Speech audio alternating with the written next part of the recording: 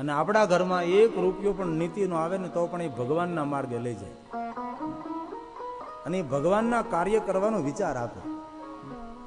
આજે નાનકડા એવા જીરા ગામની અંદર એટલું મોટું ભગવાન મહાદેવની કથાનું આયોજન થયું છે. એનું ફળ એક જ છે, કોઈ ને કોઈ રીતે પૂર્વજન્મના પુણ્ય ઉતરા છે. અને પ્રતાપભાઈ દ્વારા આજે શિવ મહાપણ કથાનું આયોજન થયું છે. એક આ પુણ્યનું ફળ છે. બધા માણસોને અવસર પ્રાપ્ત થતો નથી. અને આવા કાર્યથી આપણા પૂર્વજો બહુ રાજી થતા હોય છે. આવા સત્કાર્યથી, ભગવાનના ભજનથી આપણે જે પૂર્વજો હોય એ આપણને આશીર્વાદ આપતા હોય છે. મારા વર્તમાન યુગના સાધુ બ્રાહ્મણો આશીર્વાદ આપે કે ના આપે, પણ એટલું તો જરૂર યાદ રાખો કે જે કોઈ આ પ્રભુના કાર્યો કરે છે તેને પૂર્વજો આશીર્વાદ આપે છે અને તેને પ્રકૃતિ પણ આશીર્વાદ આપે છે. પ્રકૃતિ તેને અનુકૂળ થાય છે અને ભાગ્ય જ આવા પ્રભુના કાર્યો કરવાનો અવસર પ્રાપ્ત થતો હોય છે.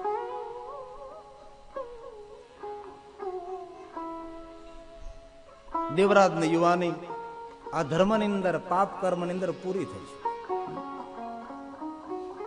યુવાની પૂર્ણ થઈ, દેવરાજની વૃદ્ધાવસ્થા આવી ગઈ અને આ માણસ ભટકી ગયો છે. નથી ચોરી કરી શકતો, નથી લૂંટફાટ કરી શકતો, પોતાની પાસે પૈસા નથી ને પ્રતિષ્ઠા પણ નથી. કિરાત નામના નગરમાં દ્વારે દ્વારે જાય છે ને કોઈને કહે, ભાઈ મને મદદ કરો. પણ આપણે કોઈને મદદ કરી હોય તો આપણને કોઈ મદદ કરનાર મળે ને. દ્વારે દ્વારે જઈને એમ કહે છે, મને કોઈ ભોજન આપો, મને કોઈ પાણી આપો. પણ ભોજન અને પાણીની વાત ક્યાં કરો, કોઈ આવકાર આપવા માટે પણ તૈયાર નથી. સારું જીવન જીવા હોય તો કોઈ પણ માણસ આપણને આવકારે, પણ જીવન આપણું જો સારું ન હોય તો કોઈ માણસ આપણને આવકારતું નથી, ભટકે છે. વ્યસની માણસ, શરીરમાં અનેક પ્રકારના રોગ આવી ગયા, શરીર આખું રોગથી ઘેરાઈ ગયું છે. ભૂખની પીડા, શરીરમાં રોગ, ઉપરથી વૃદ્ધાવસ્થા. રોગ સાથે વૃદ્ધાવસ્થા જેમને આવી હોય ને એમને પૂછો કે દિવસો કેમ જાય છે. બહુ જ કપરી હોય છે. આપણને આવી નથી એટલે આપણને તેની ઓળખાણ ન થાય. દેવરાજ દુઃખી થયો છે, નગરમાં ભટકે છે. ચહેરો કરડા ગયો, વાળ વિખાઈ ગયા, પગ તરડી ગયા, કપડા ફાટી ગયા છે. દેવરાજની નથી પ્રતિષ્ઠા, નથી પૈસા. જે માણસ પાસે પૈસા ને પ્રતિષ્ઠા ન હોય એ વૃદ્ધાવસ્થામાં દુઃખી બહુ થાય. વૃદ્ધાવસ્થામાં સુખી થવા માટે કાં પૈસા હોવો જોઈએ, કાં પ્રતિષ્ઠા હોવી જોઈએ. બંને હોય એ તો મહાભાગ્યવાન. પૈસા ને પ્રતિષ્ઠા બંને વસ્તુ હોય એ તો મહાભાગ્યવાન કહેવાય. બાકી વૃદ્ધાવસ્થામાં કોઈ તમને સાથ સહકાર નહીં આપે, કાં તમારી પ્રતિષ્ઠા અને કાં તમારા પૈસા. આ દેવરાજમાં છે, નથી પૈસા, નથી પ્રતિષ્ઠા. તેથી મારા યુવાન ભાઈઓને મારે હૃદયપૂર્વકની એક પ્રાર્થના નિત્ય કથામાં હોય છે કે 30 થી 35 અને 35 થી 40 વર્ષની ઉંમરમાં આપણા પૂરતી આપણી પાસે પૈસા પણ હોવો છે. એ નીતિના મહેનત કરેલા. અને 35 થી 40 વર્ષમાં આપણી પાસે પ્રતિષ્ઠા પણ હોવી જોઈએ. અને 40 પછી તો પૂરું થવાની તૈયારીમાં હોય છે. 1 તાલે 2 તાલે પછી 2 તાલે પછી 50 પછી આપણે પ્રયાણ કરવાનું હોય છે. પાવન ને પવિત્ર નિર્વ્યસની સેવાભાવી જીવન જીવીએ તો પ્રતિષ્ઠા મળે છે. અને ખૂબ મહેનત કરી, દિવસ અને રાત્રિ એક કરીને પરસેવો પાડીને પૈસા કમાઈને પરસેવામાં વાપરીએ તો પરમેશ્વર રાજી થાય.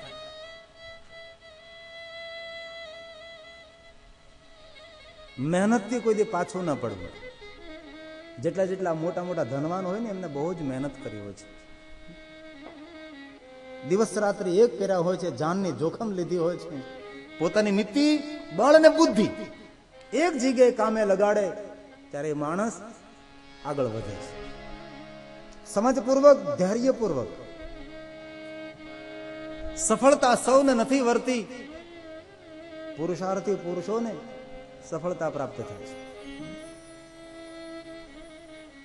પણ દેવરાજ નિષ્ફળ પુરુષ છે. વૃદ્ધ અવસ્થામાં નથી પૈસા, નથી પ્રતિષ્ઠા, નગરમાં ભટકે છે. અંતે દેવરાજે નિર્ણય લીધો કે લાવ આ ગામ છોડીને કોઈ દૂર દૂર જતો રહો. વૃદ્ધ અવસ્થાની અંદર આ દેવરાજ પોતાનું ગામ છોડી અને જતો હતો. માર્ગમાં જઈ રહ્યો હતો. એમાં સુંદર એક દ્વાર જોયું તો કોઈને પૂછ્યું કે ભાઈ આ ક્યાં ગામનું દ્વાર છે? કોઈએ કહ્યું કે આ પ્રતિષ્ઠાનપુર નામના નગરનું દ્વાર છે. સુંદર દ્વાર જોયું એટલે એમ થયું કે એટલું સુંદર જો દ્વાર હોય તો ગામ કેટલું સુંદર હોય. કારણ કે ગામનું સુંદર દ્વાર, ગામના સુંદર માર્ગો, ગામની સુંદર સ્કૂલ, ગામના સુંદર વૃક્ષો, ગામના સુંદર મંદિરો એ ગામની શોભામાં વૃદ્ધિ કરે છે. અંદર પ્રવેશ કર્યો છે. એક મંદિર જોયું. કોઈને પૂછ્યું કે ભાઈ આ ક્યાં ભગવાનનું મંદિર છે? ત્યારે કોઈએ કહ્યું કે આ મંદિર નથી, આ શિવાલય છે. જે સ્થાન પર દેવી દેવતાઓની પ્રતિમા પ્રતિષ્ઠિત કરવામાં આવી હોય તેને મંદિર કહીએ આપણે, અને જ્યાં ભગવાન મહાદેવનું શિવલિંગ બિરાજમાન હોય તેને શિવાલય કહેવાય છે. ગામના પાદરમાં સુંદર શિવાલય જોયું, અને જે ગામના દ્વારમાં શિવાલય હોય એ ગામ બહુ ભાગ્યવાન કહેવાય. પૂરા નગરનું કલ્યાણ કરનાર એ ભગવાન શિવજીનું શિવાલય છે. ભગવાન શિવજીના શિવાલયો ગામના દ્વારમાં જ હોય છે. કારણ કે માણસ ગામ છોડીને જાય ને આવે, બંને સમય ભગવાન શિવના દર્શન થાય. પ્રતિષ્ઠાનપુર નગરના દ્વારમાં સુંદર શિવાલય જોયું. દેવરાજને થયું કે લાવને શિવાલય જાઓ, ત્યાં મને કઈ પ્રસાદ મળી જાય. ખાવા પીવાની આશાથી આ વૃદ્ધ દેવરાજ, આ પાપી દેવરાજ શિવાલયની નજદીક આવે છે. સુંદર મંડપ જોયું. કોઈને પૂછ્યું કે આ મંડપમાં શું થઈ રહ્યું છે? આ ભગવાન શિવજીનું શિવાલય છે, મહાદેવના ભક્તો છે અને ભગવાન મહાદેવની કથા સાંભળે છે. કોઈ બ્રાહ્મણ દેવતા ભગવાન મહાદેવની કથા કહે છે અને ભગવાન મહાદેવના ભક્તો મહાદેવની કથા સાંભળે છે. આ વૃદ્ધ દેવરાજ, આ રોગી દેવરાજ, થાકી ગયેલો દેવરાજ કથા મંડપમાં જઈને બેસી જાય છે. કથામાં ચિત્ત નથી, કથામાં ધ્યાન નથી, બસ ભગવાનની કથામાં બેઠો છે. કથામાં પ્રેમ નથી, ભગવાન સાથે કોઈ લગાવ નથી, બસ આવી ગયો છે. આમ તેમ જોવે છે, આમ તેમ દ્રષ્ટિ છે, કથામાં ચિત્ત નથી. ભગવાનની કથામાં બેઠો છે અને મહાદેવનો મહિમા ગવાય છે. ને ભગવાન વ્યાસે એમ કહે છે, એ જ કથા મંડપની અંદર, એ કથા સ્થળની અંદર દેવરાજની વૃદ્ધાવસ્થા તો હતી જ, ઉંમર પાકી ગઈ હતી, ભૂખની પીડા હતી, શરીરમાં રોગ હતા, દુઃખી થયેલો પીડિત આત્મા હતો. અને ભૂખની પીડા અને રોગની પીડા સહન નહીં થતા એ દુઃખી થયેલો આત્મા એ કથા મંડપની અંદર પોતાના શરીરનો ત્યાગ કરે, છોડી દે શરીર, મૃત્યુ થઈ. સ્થૂળ શરીરની વ્યવસ્થા આપણે સૌ કરતા હોય છે, પણ સૂક્ષ્મ શરીરની વ્યવસ્થા આપણા કર્મ પ્રમાણે થતી હોય છે. જેવા આપણે કર્મો કર્યા હોય તેવી વ્યવસ્થા આપણને પ્રાપ્ત થાય. સારા કર્મો કર્યા હોય તો સારી વ્યવસ્થા મળે, નબળા કર્મો કર્યા હોય તો એ વ્યવસ્થા મળે છે. અને દુનિયાના બધા જ માણસો આપણને છોડી દે છે, પણ આપણા કર્મો આપણને નહીં છોડે. હસતા હસતા કરેલા નબળા કર્મો એ રોતા રોતા ભોગવવા પડે છે. તેથી જીવનમાં બહુ સાવધાની રાખવી. આ દરેક સાધુ પુરુષો કહે, દરેક પુરાણો કહે છે. હવે દેવરાજે તો જીવનમાં એકે સારું કામ કરેલું નહીં. યમના દૂતો આવ્યા છે, દેવરાજને જીવને પકડ્યો છે, લઈ જવાની તૈયારી કરે છે. પણ ભગવાન મહાદેવને કૈલાસમાં ખબર પડી. ભગવાન મહાદેવ ઉભા થાય છે.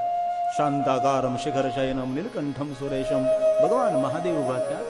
બાલમાં ભસ્મનું ત્રિપુંડ છે, હાથમાં ત્રિશુલ છે, ડમરું છે, મૃગચર્મ ધારણ કરેલું છે, મસ્તક પર જટા છે, ભાલ ચંદ્ર છે, ત્રિનેત્ર છે. ભગવાન મહાદેવ ગંભીરતાપૂર્વક બોલે છે, હે ગણો અહીંયા આવો, હે મહાદેવ જાઓ. માન સન્માન સાથે દેવરાજને કૈલાસમાં લઈ આવે. દિવ્ય વિમાન લઈને આકાશ માર્ગે આવે છે. હર હર મહાદેવ, હર હર મહાદેવ, હર હર મહાદેવ નાદ કરતા કરતા આવે છે. લલકાર કરે, હે દૂતો છોડી જાઓ જીવાત્મા નહીં, અમે કૈલાસમાં લઈ જઈશું. યમદૂતો કહે, શિવગણો તમારી કાંઈ ભૂલ થતી હોય તેવું લાગે છે. આ દેવરાજે તો કેટલા પાપ કર્યા છે, પાપની સજા કેવી રીતે આપી એ પણ અમે વિચાર કરીને આપ કહો છો કે તમને સોંપી દો, તમને સોંપી દો, તમે શિવલોકમાં લઈ જાઓ, આત્માનું કલ્યાણ થઈ જાય. દેવરાજ તો ઢસડતા ઢસડતા માર મારતા મારતા યમપુરીમાં લઈ જઈશું અને આટલી સજા તેને કરીશું કે આ જીવાત્મા ત્રાહિમ મામ થઈ જાય. નરકની અંદર જેટલી વ્યવસ્થા છે તેટલા પ્રકારની સજા આ દેવરાજે ભોગવવી પડશે, માટે અમે આને નરક ભૂમિમાં લઈ જઈશું. ભગવાન મહાદેવના ગણો કહે છે, યમદૂતો ભગવાન મહાદેવની આજ્ઞા છે અને શિવની આજ્ઞાનું ઉલ્લંઘન કરવાથી કેવું વિપરીત ફળ આવે છે આપ જાણો છો. તમારું હિત અને કલ્યાણ જો તમે ઈચ્છતા હો તો આ જીવાત્માને અમને સોંપી દો. યમદૂતો સમજી ગયા કે શિવગણો સાથે વિવાદ ન કરાય, દેવરાજના જીવને સોંપી દીધો છે. દિવ્ય વિમાનમાં બેસાડી આકાશ માર્ગે જોત જોતામાં કૈલાસ ભુવન આવે છે. પરમ રમ્ય ગિરિવર કૈલાસ વિમાન ઉતરે છે. શિવગણો કહે છે, શું દેવરાજ જોવે છે, મહાદેવના દર્શન કર. દેવરાજ ગયો છે મહાદેવની પાસે. ભગવાન મહાદેવ વિરાજે છે. હાથ જોડીને કહ્યું, મહાદેવ હું તો એક પાપી જીવાત્મા, યમદૂતો મને પકડી નરકમાં લઈ જતા હતા અને પ્રભુ આપે મને નરકમાં જતો અટકાયો. યમદૂતોના બંધનમાંથી પ્રભુ આપે મને છોડાયો. એવું તમારું કયું પુણ્ય છે કે મહાદેવજી મને કૈલાસ ધામ અને મહાદેવજી મને તમારું દર્શન પ્રાપ્ત થયું. ભગવાન મહાદેવ કહે છે, દેવરાજ સાંભળ, તારા જીવનનું તારું તો એક પણ પુણ્ય નથી, પણ હે દેવરાજ તારા જે વૃદ્ધ માતા પિતા હતા ને એ મારા પરમ ભક્ત હતા અને તારા માતા પિતાના પુણ્યના ફળ સ્વરૂપે અંત સમયે તું શિવાલય આવી ગયો, અંત સમયે તું મારી કથામાં આવી ગયો. અને સાંભળ દેવરાજ, જે મારી કથામાં આવે છે એને હું પરમ કૈલાસ ધામ આપું છું. ભગવાન મહાદેવ કહે છે અને દેવરાજ સાંભળે છે અને આ શબ્દ ભગવાન મહાદેવના મુખમાંથી પ્રગટ થયા છે. ધન્યા શિવ પુરાણસ્ય કથા પરમ પાવનમ યસ્ય શ્રવણ માત્રેણ પાપી યાનપી મુક્તિ પાપી યાનપી મુક્તિ. ભગવાન મહાદેવ કહે છે, દેવરાજ કથા પરમ પાવન, આખા જગતને પાવન કરનારી આ ભગવાન આદિદેવ પરમ પિતા પરમાત્મા શિવ મારી કથા છે.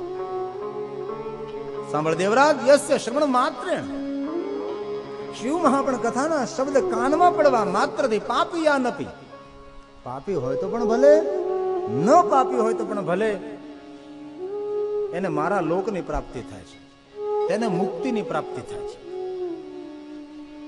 ભગવાન મહાદેવ કહે છે, દેવરાજ જ્યાં મારી કથાનું ગાન થતું હોય ત્યાં આવીને કથા ન સાંભળે, કથામાં ચિત્ત મન પણ ન રાખે, પણ જ્યાં મારી કથા કહેવાતી હોય ત્યાં આવી અને પોતાનો પગ રાખે ને તો પણ તેને પરમધામની પ્રાપ્તિ થશે. કારણ કે જે સ્થાન પર શિવ મહાપણ કથા કહેવાતી હોય એને સ્થાન નથી કહેતા, તેને આપણે મહાસ્થાન કહીએ છીએ. જ્યાં મહાદેવની કથા કહેવાય છે અને ભગવાન મહાદેવ બોલ્યા છે સદાશિવ જ્યાં ભગવાન મહાદેવની કથાનું ગાન થતું હોય તેને સ્થાન ન કહેવાય, તેને મહાસ્થાન કહેવાય છે. અહીંયા આવ્યા પછી આપણું કથામાં ચિત્ત રહે કે મન રહે કે ન રહે, પણ કથા મંડપમાં આવ્યા ને એ જ આપણું મોટું પુણ્ય હોય છે. અને શિવ મહાપણમાં તો ત્યાં સુધી કહ્યું એક જન્મ નહીં, હજારો જન્મ સુધી અનેક દેવી દેવતાઓની ઉપાસના કરીએ અને હજારો જન્મનું પુણ્ય જ્યારે ભેગું થાય એ હજારો જન્મના પુણ્યના ફલ સ્વરૂપે મહાદેવનું નામ લેવાની ફક્ત ઈચ્છા થાય. તો જે ભગવાન મહાદેવની કથા સાંભળતા હોય એનું પૂર્વજન્મનું પુણ્ય કેટલું હોય. તેથી મહાદેવની જે કથા સાંભળે છે એમને સામાન્ય ન સમજવા. શિવ મહાપણમાં મહાદેવની કથા સાંભળનારનો બહુ જ મહિમા ગાયો છે. હવે ત્યાં સુધી ભગવાન વ્યાસે એમ કહ્યું કે જે મહાદેવની કથા સાંભળી મહાદેવના સ્વરૂપો છે. હવે મહાદેવથી કોઈ મોટું ખરું ભાઈ? તો કથા સાંભળને સાક્ષાત શંકર ભગવાનના સ્વરૂપો કયા છે, એનાથી મોટી ઉપમા તો કઈ આપવી? મહાદેવથી તો મહાન આ જગતમાં કોઈ નથી. મહાદેવની કથા સાંભળનાર દર્શનીય છે. ભલે શિવ કથા સાંભળવા જઈએ તો આપણા અહો ભાગ્ય છે, પણ કદાચ મહાદેવની કથા સાંભળવા ન જઈ શકીએ, પણ જે મહાદેવની કથા સાંભળે છે તેનું દર્શન કરી લઈએ ને તો પણ કથા સાંભળવાનું ફળ મળી જાય છે. એ છે આ મહાદેવની કથા, એ છે શિવ મહાપણ કથા. ભગવાન મહાદેવની કથા કોઈ સામાન્ય નથી. આપણા આખા નગરના પુણ્ય ભેગા થયા હશે. તેથી પ્રતાપભાઈને આવો સુંદર વિચાર આવ્યો કે મારા અંતરિયાળ ગામની અંદર મહાદેવની કથા કરું, મહાદેવની કથાનું આયોજન કરું. અને નાનકડો સુંદર વિચાર કેટલું મહાન કાર્ય કરાવે છે. અને આમાં કેટલા આત્માઓનું પરમ મંગલ. આ જો પહેલો દિવસ છે, આજુબાજુના ગામમાંથી આવવા માટેની કેટલી સુંદર વ્યવસ્થા કરી છે. અને કુળમાં એક દીવો થાય ને તો 71 પેઢીને ઉજળી કરી દે.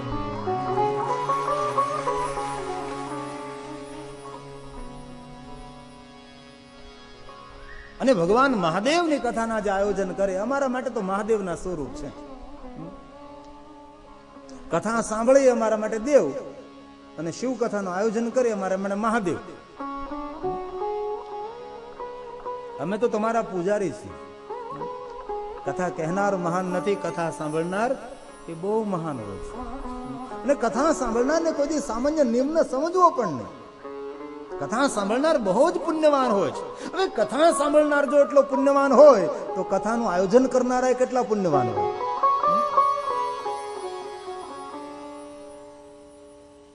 તેથી અમે તો તમારા પૂજારી છે. શબ્દરૂપી પુષ્પ લઈને તમારા પર ભગવાનના નામના પુષ્પનો અભિષેક કરીએ છીએ. તેથી કથા મંડપમાં બિરાજમાન આપ સૌ ભાઈઓ બહેનો વડીલો બહુ જ ભાગ્યવાન છે.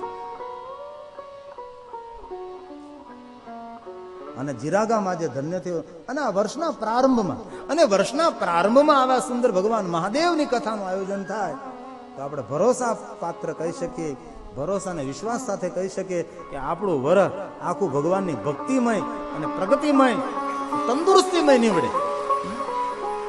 આ વર્ષની શરૂઆતમાં જ ભગવાનની ભક્તિ અને કથાથી પ્રારંભ થાય. આનાથી મોટું આપણું સદભાગ્ય પણ કયું હોઈ શકે? આપણે એવું માનતા હોઈએ કે આપણને મોટું ધન મળી જાય, મોટી પદવી મળી જાય, આપણને મોટું સન્માન મળી જાય તો આપણે ભાગ્યવાન નહીં.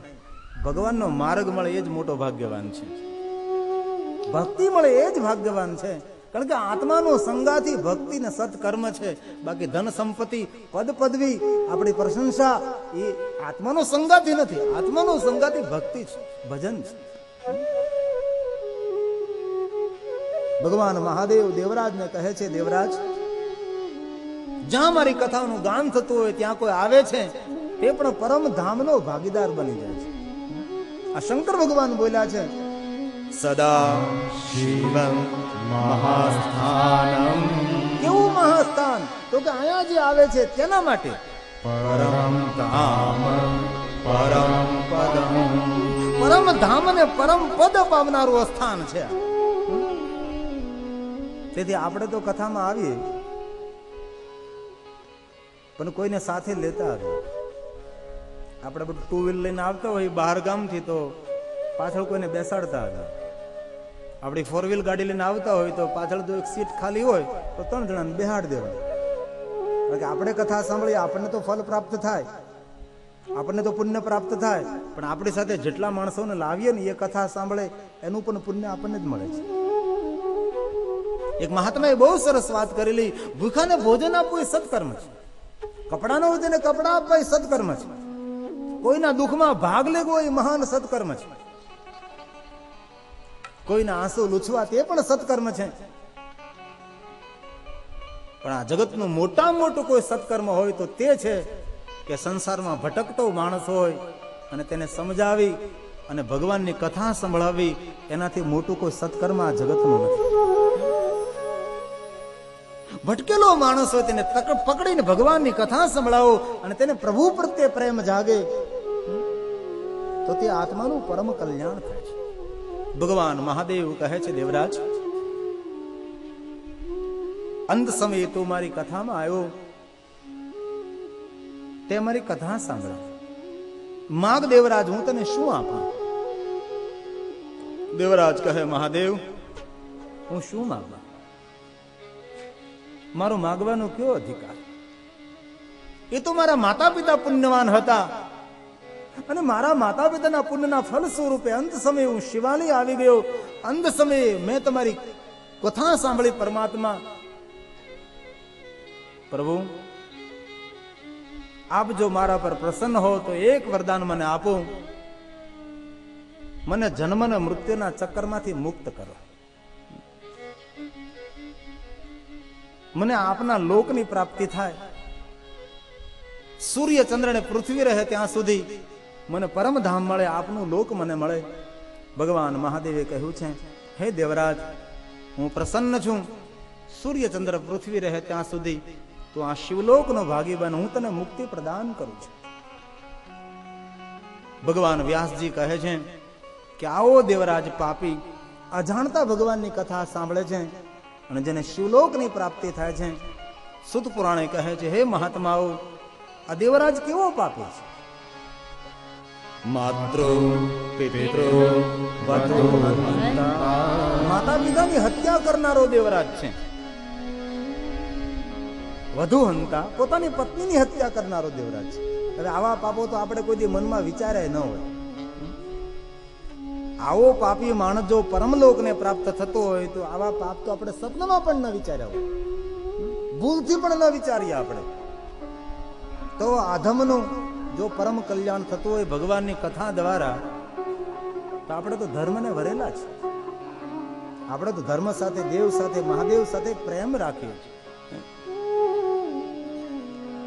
માતૃ પિતૃ વધુ હંતા તેટલું જ નહીં, વેશ્યાગામી ચ મદ્યપઃ દેવરાજો દ્વિજસ્તત્ર ગત્વા મુક્તો અભવક્ષણા ગત્વા મુક્તો અભવક્ષણા. એક ક્ષણ માટે ભગવાનની કથામાં આવ્યો અને પરમલોકની પ્રાપ્તિ થઈ, તો ભગવાનની કથાનો કેટલો મહિમા છે. અજાણતા જો આ દેવરાજ કથા સાંભળતો હોય ને તેમનું જો પરમ મંગલ થતું હોય તો આપણું અમંગલ કેમ થઈ શકે? મહાત્માઓ શિવ મહાપણની મહાત્મય કથા સાંભળી અને બહુ રાજી થયા છે. કથા સાંભળનાર મહાત્માઓના મુખમાંથી શબ્દ નીકળી ગયા છે. હે સુત પુરાણેજી, તમે જે શિવ મહાપ્રાણની મહાત્મય કથા સંભળાવી છે એ કથા સાંભળીને અમે કૃતાર્થ થયા છે. અને કથાના સાંભળનાર શ્રોતાઓ તરફથી જેટલું પ્રોત્સાહન મળે ને એટલો વક્તા ખીલે.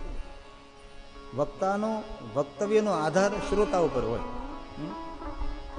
કથા સાંભળનાર મહાત્માઓ બોલ્યા છે, હે સુત પુરાણ,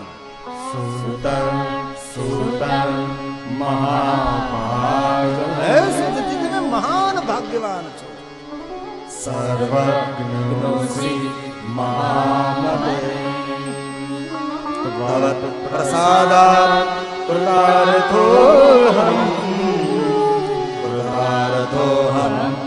પુનઃ પુનઃ કૃતાર્થોહમ પુનઃ પુનઃ. તમારા તરફથી ભગવાનની કથા રૂપે જે પ્રસાદ મળ્યો છે, અમે કૃતાર્થ થયા છે. પુનઃ પુનઃ આવી ભગવાનની કથા કહો આપ અમને. કોઈ પાસેથી બે સારી વાત સાંભળવા મળે ને તો સમજવું કે આ ભગવાનનો પ્રસાદ છે. અને કોઈ માણસને બે સારી વાત સંભળાવવી એ પણ એક પ્રભુનો પ્રસાદ છે. કોઈના કાનમાં કચરો નાખવો એ માણસની હત્યા કરવાનો પાપ લાગે. કોઈની એવી વાત ન કહી દેવી કે તેનું ચિત્ત ડામાડોળ થઈ જાય. કોઈના છિદ્રો ઢાંકવા એ સજ્જનોનો સ્વભાવ છે. કોઈના છિદ્રો ખોલવા એ દુર્જનોનો સ્વભાવ છે. આપણે આપણી જાતનું નિરીક્ષણ કરવાનું છે. આપણે જો કોઈના છિદ્રો ખોલવાની આદત હોય તો સમજો કે આપણે દુર્જનમાં આવીએ છીએ. અને આપણને કોઈની ભૂલો ઢાંકવાની આદત હોય, કોઈના છિદ્રો ઢાંકવાની આદત હોય, સમજો આપણે સજ્જનમાં આવીએ છીએ. કારણ કે આપણને તો આપણે જ ઓળખતા હોઈએ ને, બાકી આપણને કોણ ઓળખે? આપણી જાતને આપણે જ ઓળખતા હોઈએ. તમારા તરફથી જે મને ભગવાનની કથાનો પ્રસાદ મળ્યો છે અને એ પ્રસાદ સાંભળીને કૃતાર્થોમ કૃતાર્થોમ પુનઃ પુનઃ, અમે બહુ કૃતાર્થ થયા છીએ. પુનઃ પુનઃ આવી સુંદર સુંદર કથા કહો અમને. એ સુત પૂર્ણાજી, ભગવાનની કથા તો ધન્ય છે જ. આજે કથા અમે સાંભળીએ છીએ માટે અમે પણ ધન્ય છીએ, અને તમે કથા કહો છો માટે તમે પણ ધન્ય છો. કથા સાંભળનારા મહાત્માઓ બોલે છે, ધન્યા ધન્યા કથા શંભો સ્તવં ધન્યો ધન્ય એવ ચ યદા કર્ણેન માત્રેણ શિવ લોકં વ્રજેન્ન શિવ લોકં વ્રજેન્ન યદા કર્ણેન માત્રેણ. મહાત્માઓ એમ કહે છે કે જે કોઈ માનવના કાનમાં શિવ કથાના શબ્દ પડે છે તેને શિવલોકની પ્રાપ્તિ થાય. શિવલોક વ્રજેન્ન. ધન્યા ધન્યા કથા શંભો. હે મહાદેવ, આપની કથા ધન્ય છે. કથા સાંભળે છે તે ધન્ય છે, ને કથા કહે તે ધન્ય છે. કારણ કે આપની કથા જ આપનું લોક અપાવે છે. પોતાની જાતને ધન્યતા આપતા મહાત્માઓ સુત પુરાણીને કહે છે, હે સુત પુરાણીજી, શિવ મહાપણ સાંભળવાથી કોનું કેવી રીતે પરમ મંગલ થયું આપ કહો. સુત પુરાણી કહે છે, હે મહાત્માઓ, હવે હું તમને એક બીજી શિવ મહાપણની મહાત્મય કથા કહું છું, જે કથા સાંભળવાથી સર્વ પિતરોને શિવલોકની પ્રાપ્તિ થાય છે. એવી એક બીજી મહાત્મય કથા કહું છું, આ ભાવથી સાંભળો. પણ તે કથાનો પ્રારંભ કરી એ પહેલા થોડી મિનિટો માટે રાધે રાધે. રાધે રાધે.